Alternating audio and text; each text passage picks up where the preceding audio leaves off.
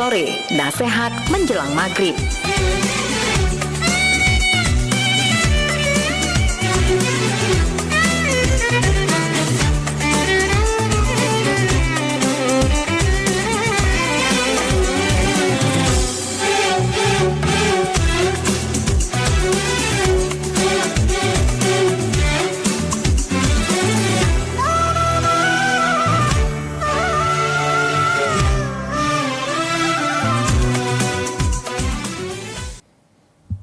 Iya, kepada Ustaz kami persilahkan.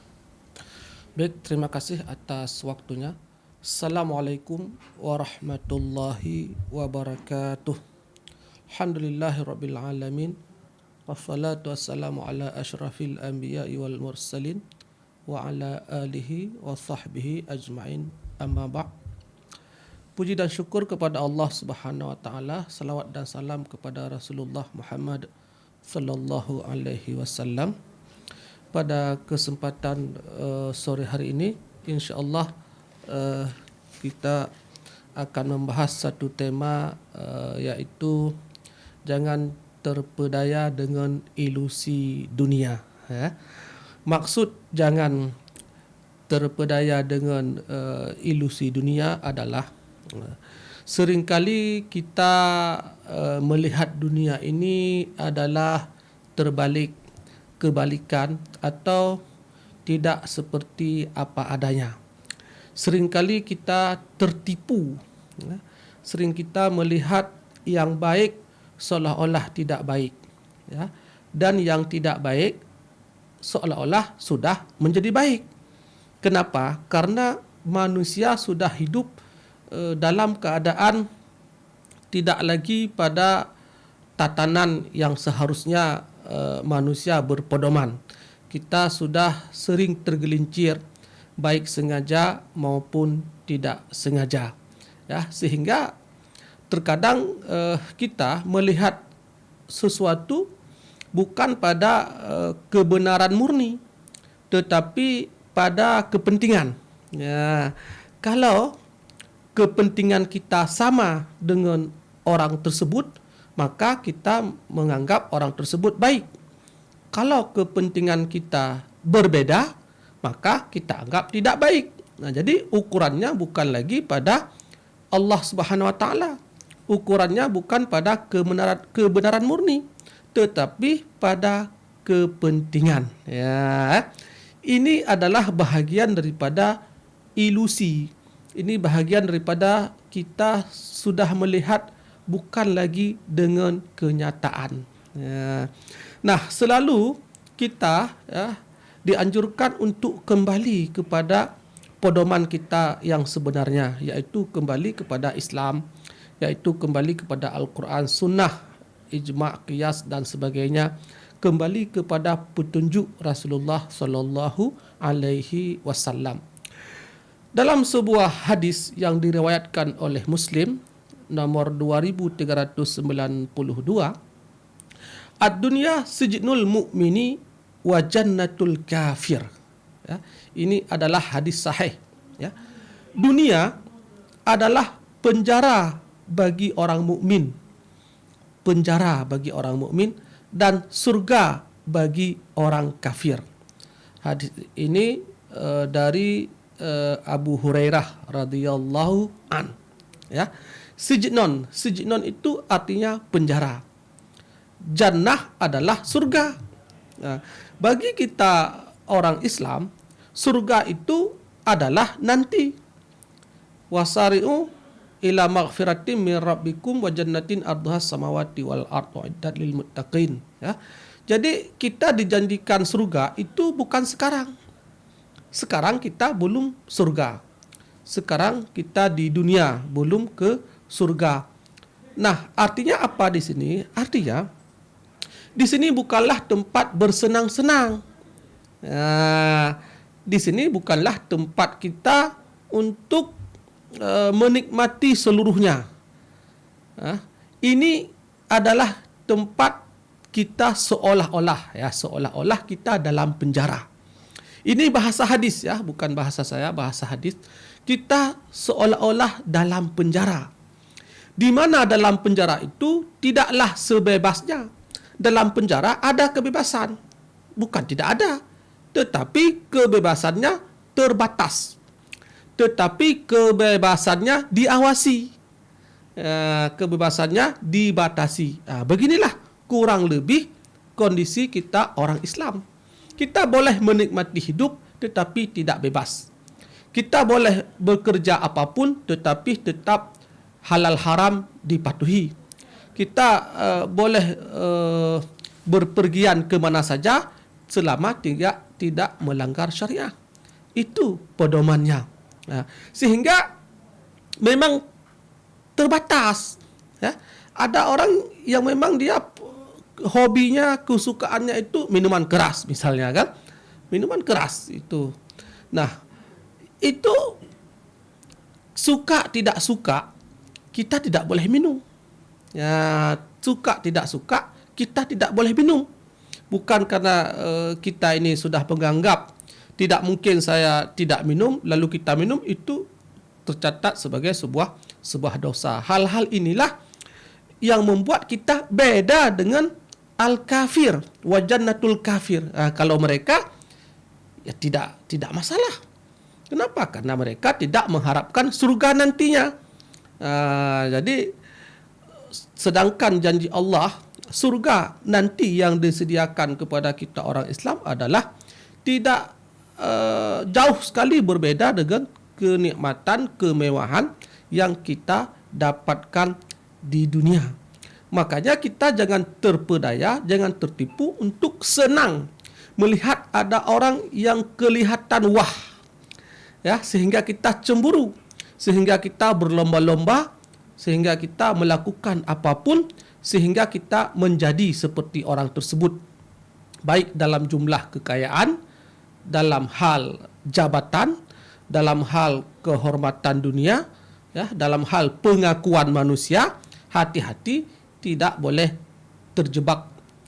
Kita beramal, orientasi kita adalah Allah Subhanahu Wa Taala, baik disukai oleh orang maupun tidak disukai, baik kita mendapatkan kemewahan maupun tidak mendapatkan kemewahan. Inilah yang membedakan orientasi. Inilah yang membedakan motivasi, niat dalam kita melakukan sesuatu. Kan? Dan seringkali orang yang mendapat musibah dalam dunia ini, sering dia sakit, sering dia kekurangan, sering dia kesulitan, selalu dia mendapatkan musibah. Ini hati-hati, kita jangan berpendapat bahwa orang tersebut memang tidak disukai oleh Allah. Orang tersebut memang malas bekerja, gitu ya. Orang tersebut memang sedang disiksa. Tidak boleh kita berpendapat demikian. Kenapa? Karena bisa saja orang dalam pandangan kita tidak sukses, dengan berbagai kategori tidak sukses, ternyata dialah yang paling sukses.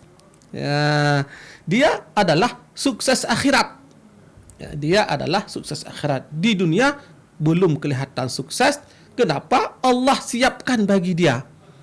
Karena ketekunan dia, karena kesabaran dia dalam menahan kesakitan dan himpitan dunia, maka Allah akan bayar yang teristimewa nanti di surga.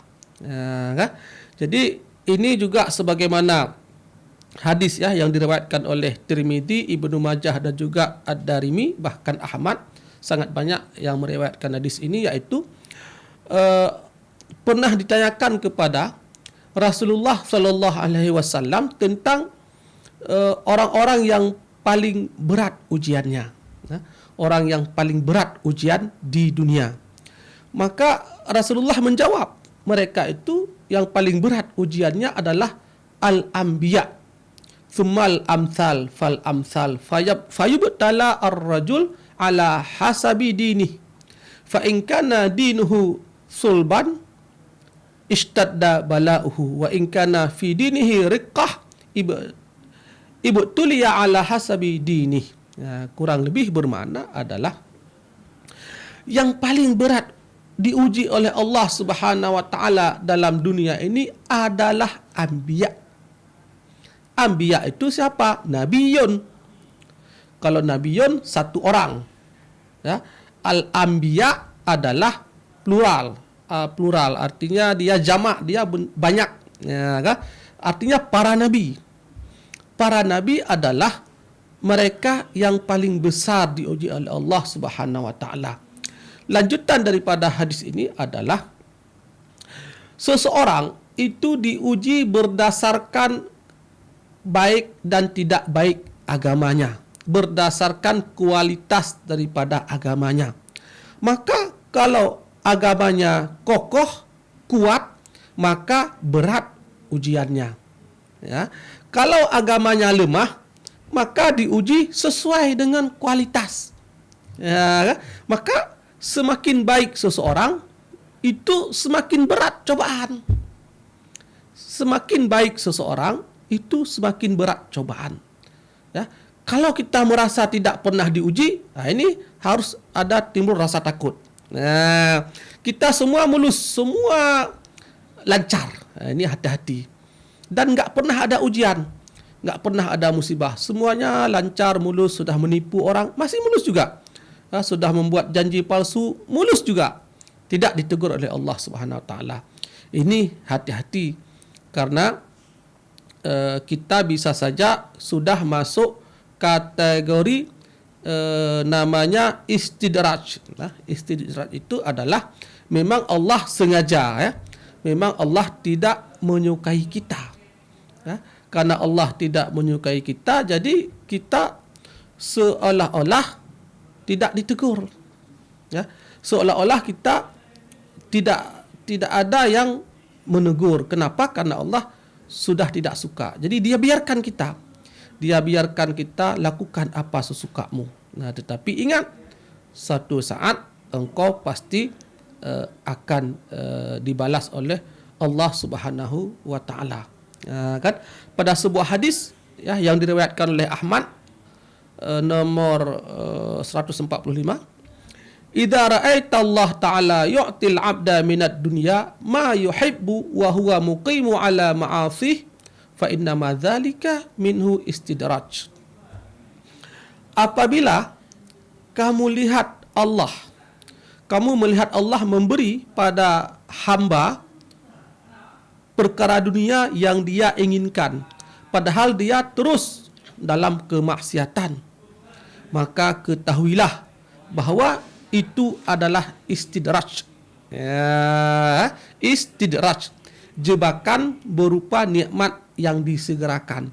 Jadi di dunia ini Allah kasih terus, lalu di akhirat kita tidak dapat. Jadi kita harus bertaubat. Kalau kita sudah merasa ini apakah Allah tidak lagi suka kepada saya, kenapa ini saya sudah bertahun-tahun sudah banyak menipu orang tapi kok tambah sukses, ya? Apakah ini benar-benar sukses? Kita harus introspeksi, ya. Karena kebiasaannya kehidupan manusia itu mesti Allah uji, ya. Karena kalau ukuran kesuksesan dianggap dengan mulusnya kehidupan, ya, tidak ada masalah dalam kehidupan, maka sungguh Rasulullah yang lebih berhak mendapatkan itu.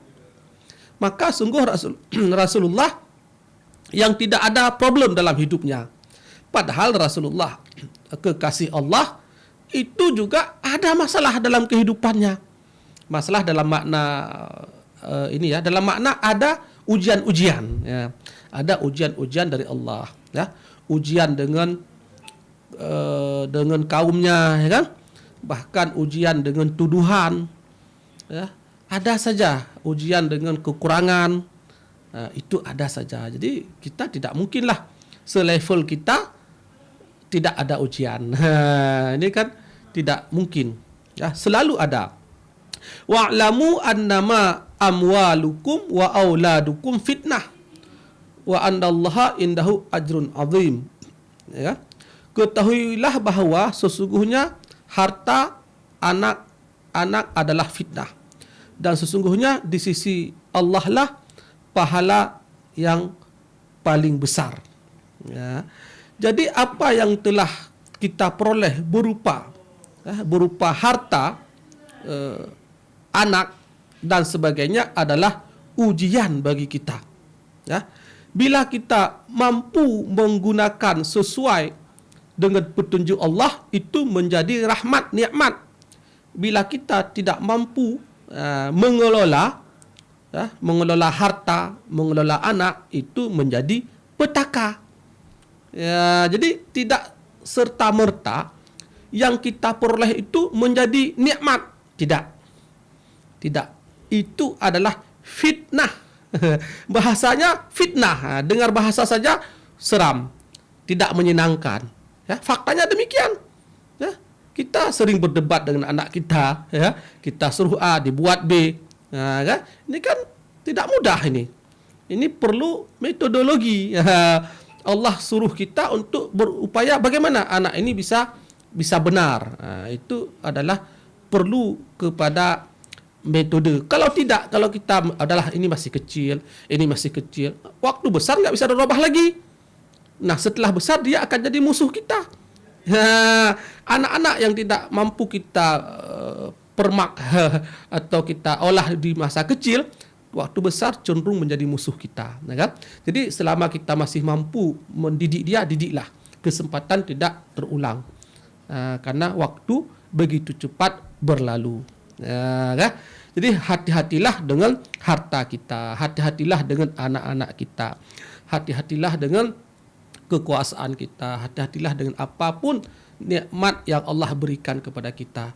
Kita berharap nikmat itu benar-benar menjadi nikmat, bukan menjadi malapetaka kepada kita. Ya, wallahu a'lam bishawab. Pertemuan kita hari ini terbatas waktunya. Mohon maaf atas segala kekurangan. Assalamualaikum warahmatullahi wabarakatuh.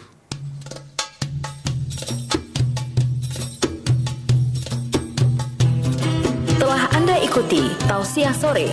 Dengarkan Tausiah Sore setiap hari pukul 18 waktu Indonesia Barat, RRI Loks Maweng.